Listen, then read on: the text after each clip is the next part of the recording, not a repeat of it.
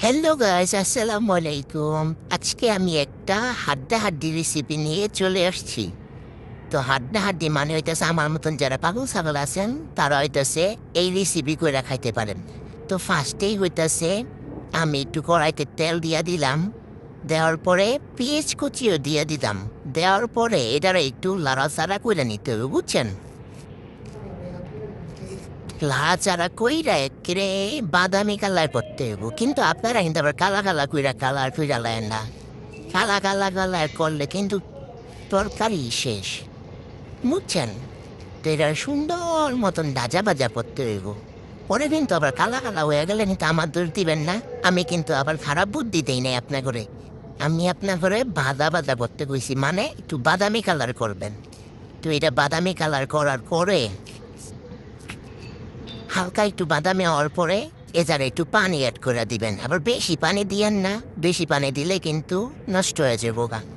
তো অল্পই পানি দিবেন। মশলাটা কষাইতে যতটুকু পানি লাগে ততটুকু পানি দিবেন, বেশি পানি দিয়ে আবার নষ্ট করবেন না, পরে কিন্তু আমার দোষ দিতে পারবেন না আপনারা। তো হ্যাঁ হইতেছে লবণ দিয়ে দিবেন। আপনারা কিন্তু আবার ভুলেও লবণের বদলে চিনি দিয়ে দিয়েন না, তাহলে কিন্তু তরকারি শেষ হয়ে যাবো গা, একেবারে নষ্ট হয়ে যাবো গা। আমি কিন্তু আপনার ঘরে স্পষ্টভাবে করে দিতেছি, এনে লবণ দিয়ে দিবেন।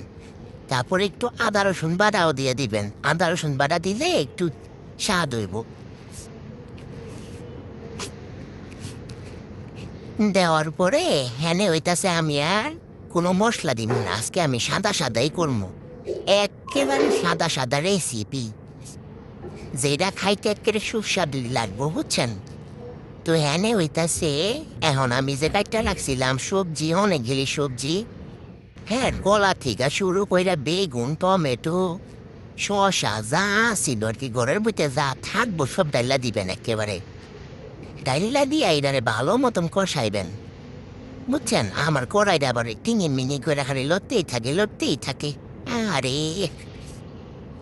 জ্বালা যন্ত্রণার শেষ নাই। কড়াইটাও জানি কেমন জানি করে। তো এনে হইতাছে একটু লাড়াচাড়া দেওয়ার পরে এটা যে কি একটু ডাইকা দিবেন। ডাইকা দেওয়ার পরে এটা একটু ভালো মতন সিদ্ধ হইব। এটি সিদ্ধ হওয়ার পরে একটু আমি ঢাকনাটা উঠাই দিলাম, বুঝছেন? আমার জানি আবার কি একটা মনে পড়ে যাইতেছে না, বুঝছেন?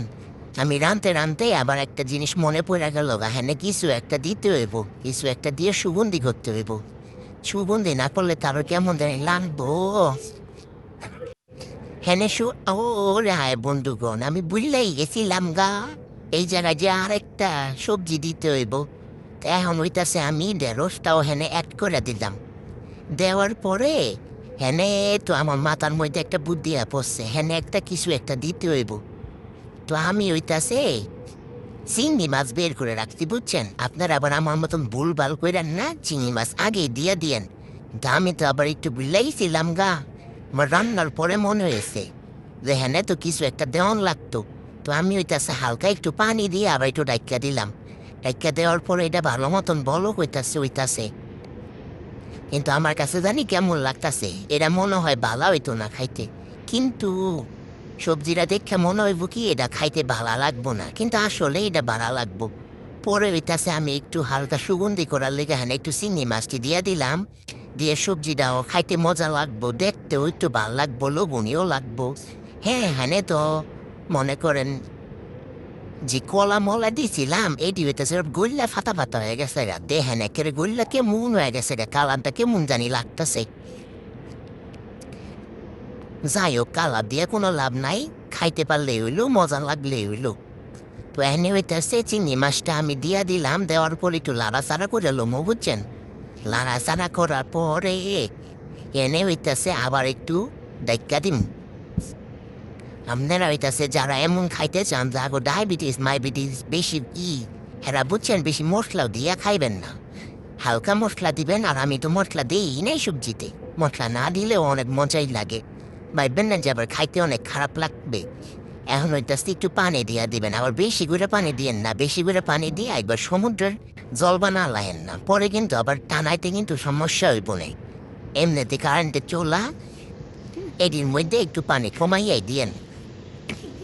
তো এর মধ্যে একটু বলো পাইলে দেখেন আমি ওইটাছে একটু পাঁচফোড়ন দিয়ে দিলাম। পাঁচফোড়ন দিলে একটু গ্যারান্ডা আবার সুন্দর হইব, সুস্বাদু হইব। পাঁচফোড়ন দেওয়ার পর দেখেন, এই দেখেন কালারটা কত লোভনীয় হয়ে গেছে গা। তো আমার মনে পড়লো যে এই জায়গায় আরেকটা কিছু দেওয়া দরকার। দেওয়া হ্যাঁ দিতেছে, আমি একটু জিরার গুঁড়াও দিয়া দিলাম। জিরার গুঁড়া দেওয়ার পরে দেখেন আমার কালারটা কেমন আয়া পড়ছে। তো এখন ওইটাছে আরেকটু কামাই আমি এটা একটু নামায় হালামু, বুঝছেন নি? আপনারা এরম করে রাইন্দেন, দেখেন খাইতে বেরি ভালোই লাগবো, খারাপ লাগবো না, বুঝছেন? তো আজকের ভিডিওটা আমার কার কার ভালো লাগছে অবশ্যই কমেন্টে কইরেন। আর যারা যারা খাইতে মন চায় এই রেসিপিটা দেখে একবার হইলো আপনারা খাইয়া লাইন। রেসিপিটা কিন্তু খারাপ হয় না, এটা একেবারে খাইতে অনেক মজাদার হয়েছে। ঢেঁড়সটি যে কি মজা লাগছে আপনারা খাইলেই বুঝতে পারবেন এটা যে কত একটা মজার একটা খাওন রাঁধছি। এটা দেখেন, দেখতে কত লোভনীয় লাগতেছে, খাইতেও তো ভালোই লাগবো। তো আপনারা এরম একদিন ট্রাই করেন। আমি এখন একটু লবণটা চেক করে দেখুন যে কেমন লাগে। আর লবণটা ঠিকঠাকই হয়েছে, বেশি নুন হয় নাই, বেশি কাদা হয় নাই, বালাই হয়েছে। আপনারাও একটু বালা মতন লাইন দেন, ভালোই লাগবো। তো এই দেখেন, দেখতে দেখতে আমার রেসিপিও শেষ হয়ে গেল গা। ঠিক আছে, তা এখন হইতাছে আর একটু বলো করলে এটারে আমি নামাই আর ইটকা দিব। তো আজকের ভিডিওটা হইতাছে আমার কেমন হয়েছে আপনারাই বললেন, আমি আবার কিছু কমবো না ভাই। পরে আবার খারাপ বললে আপনারা আমারই দোষ দিবেন। আমি আবার ভালো কমো না মন্দ কমো না, সেইটা মন চাই এটা আপনারা কই আলাম, আমি আবার মাইন্ড করুম না। আপনাকে যা মন চাই আপনারা কই আলাম রেসিপিটা কেমন হয়েছে।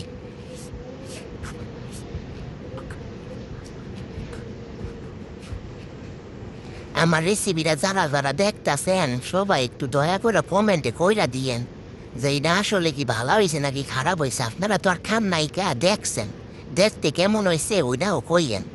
আমার আবার মন রক্ষা করার লাগবো না, যেটা মন চাই সেটা কই আলাইয়েন। তো এই দেখেন আমি একটা বাড়িতে বাইরে রয়েছি, হ্যাঁ দেখতে অনেক ভালোই লাগতেছে। তো যারা যারা খাইতে চান এরম রেসিপি রাইন্দা উঠ হাত খাইয়া লাইবেন, দেখবেন খাইতেও মজা, পরান্ডা শান্তি, গরমের মধ্যে এরই ভাল লাগে, বুঝছেন নি বন্ধুগণ?